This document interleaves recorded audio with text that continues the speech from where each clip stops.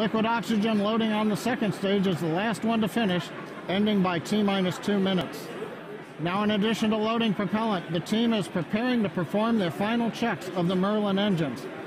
We'll begin chill-in of the Merlin engine turbopumps with liquid oxygen as typical at T-minus 7 minutes like we do on Falcon 9 flights. We'll also be verifying valves and using the thrust vector control actuators to move the engines to verify the actuators are working correctly. As we get to T-minus 4 minutes, the clamp on the top of the strung back will open. You can see it just behind the Falcon Heavy. That entire structure will move about 1.5 degrees away from the rocket. At liftoff, it will move the rest of the way to clear Falcon Heavy, just like Falcon 9 flights. At the T-minus 1 minute mark, the flight computers will go into startup mode. They'll be controlling the countdown on the Falcon Heavy. What's different in this flight? Engine ignition will begin at T-minus 5 seconds on the 2 side boosters, followed 2 seconds later by the center core. Now we're continuing to watch the weather, making sure that the ground liftoff winds don't exceed the maximum, but they're looking good right now. We continue monitoring the upper altitude winds as reported by the balloon. We do not have a customer mass simulator. You already know, Miss Starman, but don't worry, he's not human. But he is donning the Spacex designed spacesuit that our human astronauts will be wearing on Crew Dragon. And if all goes well today, we hope to get some live views of it as it makes its way into space. Now, in addition to the Roadster, you might also catch a glimpse of a smaller passenger, which is a tiny little Hot Wheel Roadster carrying a tiny little Starman, which is a little Easter egg for today's mission, so keep your eyes peeled for that. But those are not the only payloads we're flying today. Secured inside the Roadster is another really special passenger called an ARC. An ARC is a 5D laser optical quartz storage device, which is essentially a high-tech, high-data storage unit that can survive in the harsh environment of space. It's built by the ARC Mission Foundation, which is an organization whose purpose is to store libraries of human knowledge and data on these devices and send them off into space with interplanetary travelers, thus preserving human achievements well beyond Earth. On the ARC that's being launched today, the Foundation has stored Isaac Asimov's classic sci-fi series, The Foundation Trilogy, which was the original inspiration for the ARC mission. And given that making humanity a multiplanetary species is the core purpose of SpaceX, launching an ARC on this mission just seemed fitting. And last but certainly not least, a little something special for our hardworking SpaceX team. Mounted on the payload attach fitting, which is the structure that holds the Roadster onto the second stage, there's a plaque on which the names of over 6,000 of our SpaceX employees are engraved. The work that goes into designing, building, testing, and launching a vehicle of this sort is no small feat, and we are super excited to be a part of the Roadster's billion-year journey through the solar system. As Lauren just mentioned, if all goes well today, Falcon Heavy will put the Roadster on board into an Earth-Mars orbit around the Sun on a journey that could last for 1 billion years. Now, on a universal scale, this means that the Roadster will be tracing the shape of an ellipse with the Sun at one of its fixed points, or one of its foci. Now, we call this heliocentric because it is Sun-centered. The outermost distance on that same ellipse will intersect the path that Mars takes while it is on its own journey around the Sun. That's quite far away. That will reach a maximum distance from Earth of over 400 million kilometers. In Earth terms, that's about the same as a trip around the equator 10,000 times. Well, during its journey, the Roadster will also reach a maximum velocity of nearly 40,000 kilometers per hour, or about 20 times faster than a speeding bullet. Now, as we said, it should stay up in orbit around the Sun for about 1 billion years, and it's a very long, exciting road ahead, and we are thrilled to be able to take the first steps on that journey just 5 minutes from now. Heavy increasing thrust. 2.5 minutes into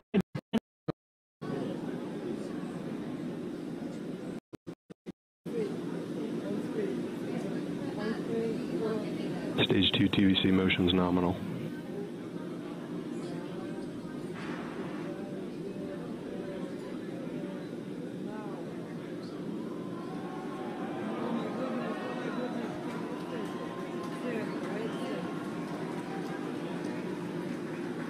BOGO bleed verification. Center core lock slowed complete. Strombeck Laura has ended. Strombeck's at 88.2 degrees.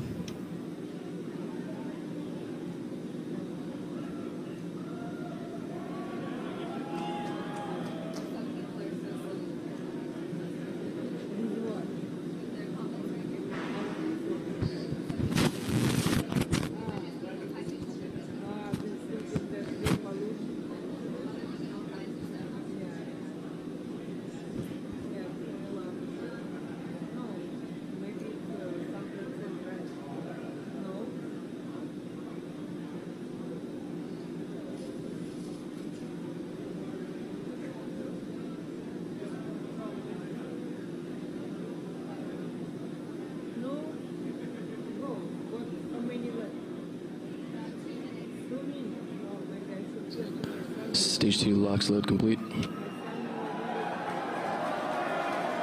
Falcon Heavy prop load is complete.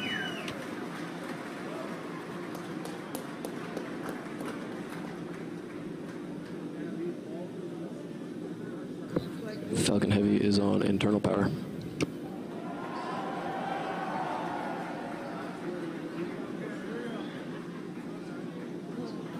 Vehicles in self-align. Ground gas closeouts has started. Falcon Heavy gas loads are complete.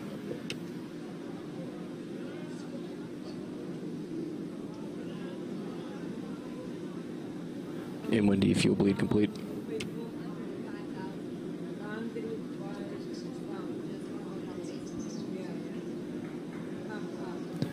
M1D engine chill is complete. AFTS is ready for launch. Ground gas closeouts are complete. Falcon Heavy is in startup.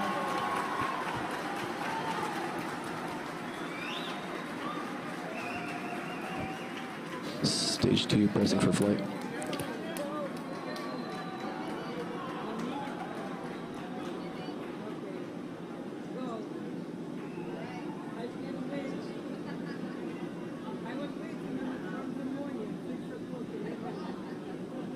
T-minus 30 seconds. Launch director on countdown 1. SpaceX, Falcon Heavy, go for launch. Falcon Heavy is configured for flight. T-minus 15, standby for terminal count.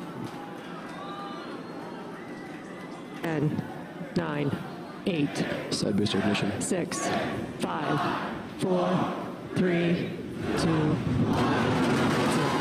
Ignition.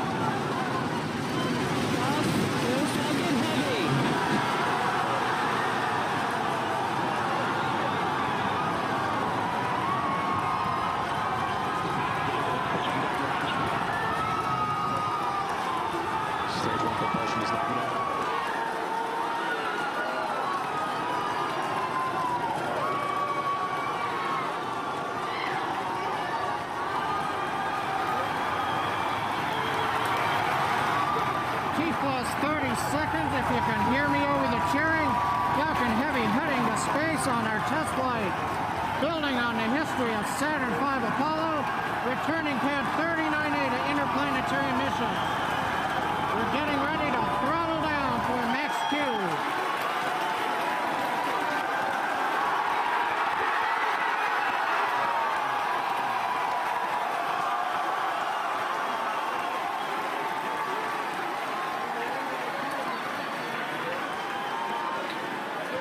Vehicle supersonic.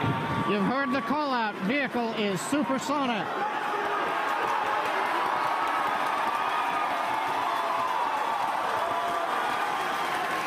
Side boosters are now throttling back up to full Vehicle has power. reached maximum dynamic pressure. We're past max Q, the period of maximum loads on the vehicle. Next up, we'll be waiting for the side boosters to begin to throttle down prior to booster engine cutoff and separation 2.5 minutes into flight.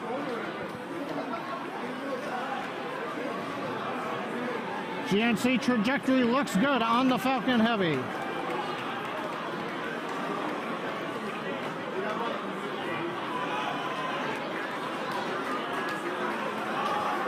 Reports show that the M1D engine performance is nominal.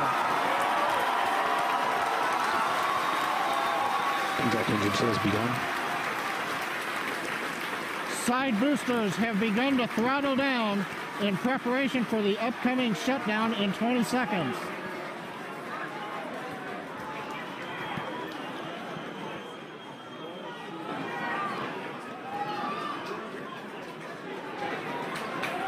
Major event coming up with side booster shutdown and separation. Inside shutdown. Side boosters. Vehicle. Center. South and up. S1 keeps going.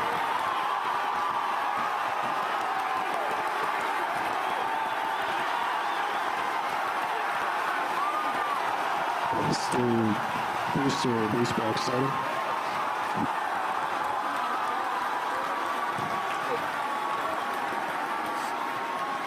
successful separation. We're coming up on Miko and shutdown. Stay set. Good separation for the flag. They've in recognition. This big burn looks good on side boosters. Back and start up.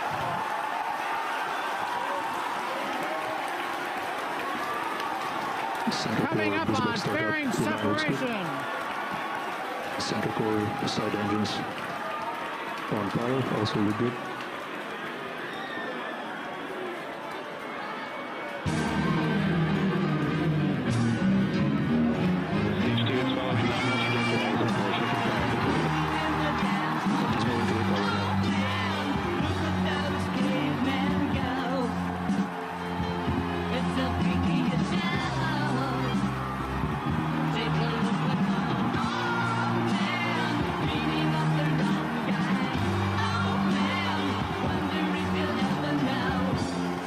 Booster, boost back, shutdown.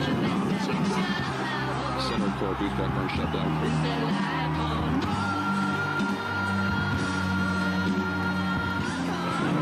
Position of signal.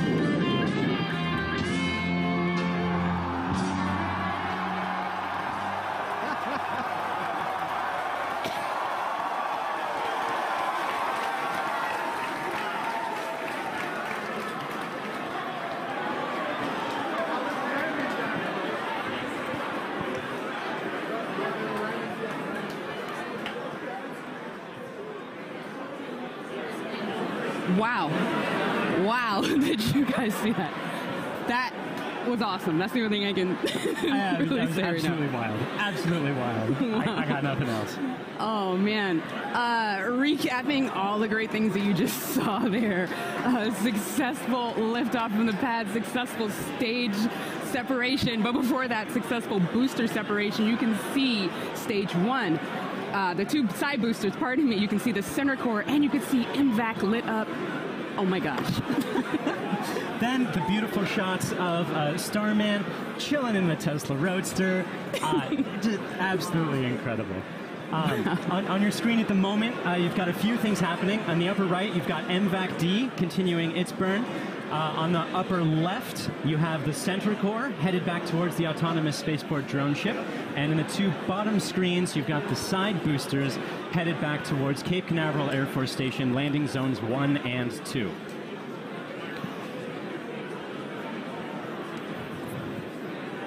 The next step coming up for the side boosters and the center booster is the re-entry burn. That's going to slow it down from, or slow all the boosters down from way faster than the speed of sound to just faster than the speed of sound in order to reduce some of those aerodynamic forces and heating that occurs when you're moving that quickly through the atmosphere.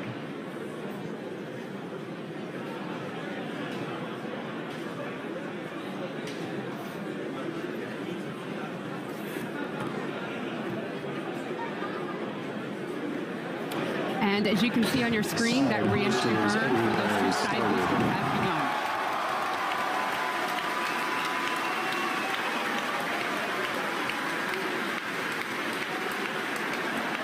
Side boosters entry burn shut down. Side core entry burn target.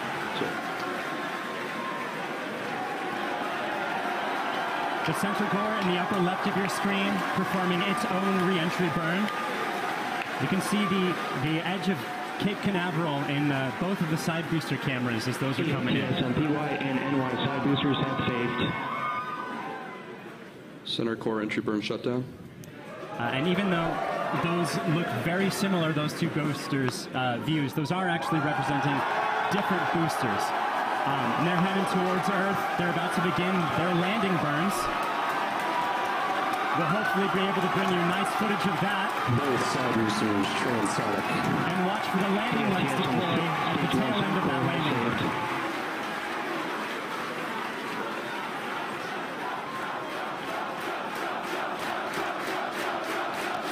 And that landing burn has started. Both boosters looking to be on track towards their respective landing zones. Landing burns have started. The side boosters landing legs are deployed.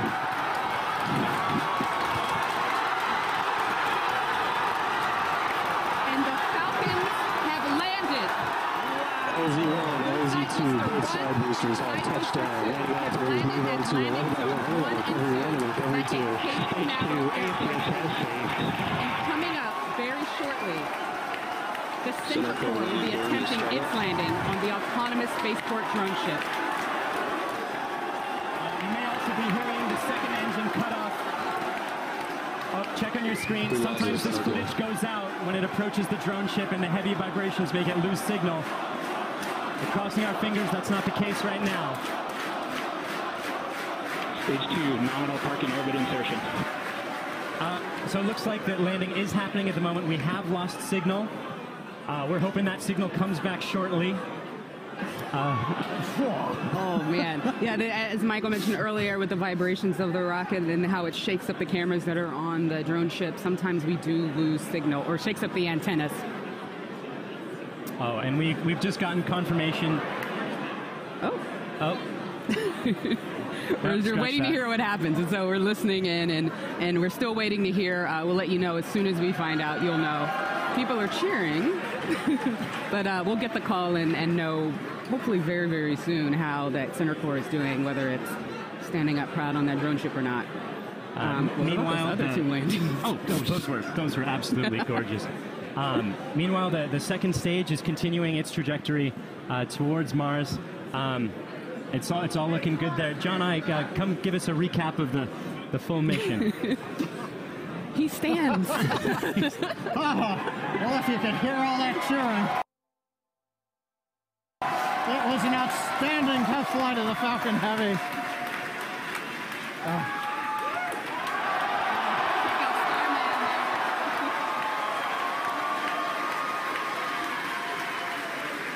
Cameras cycling right now. Live views coming down from low Earth orbit. The second stage successfully got there, and it got there as the culmination of a great Falcon Heavy test flight. We lit 27 engines, throttled the boosters up and down. We separated the side boosters.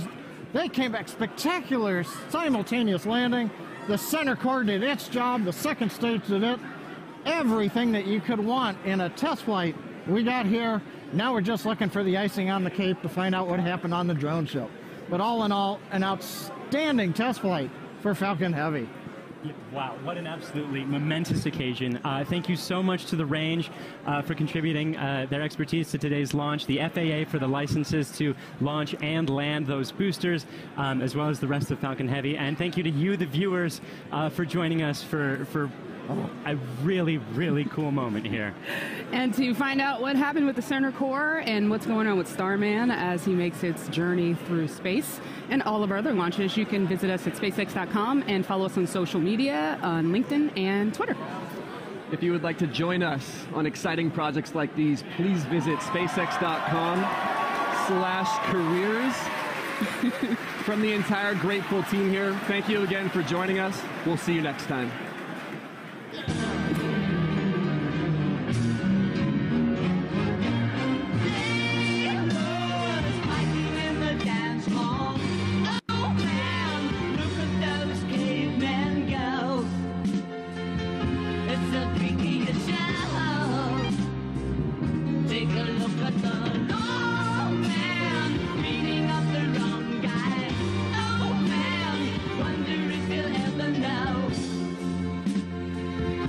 The best-selling show.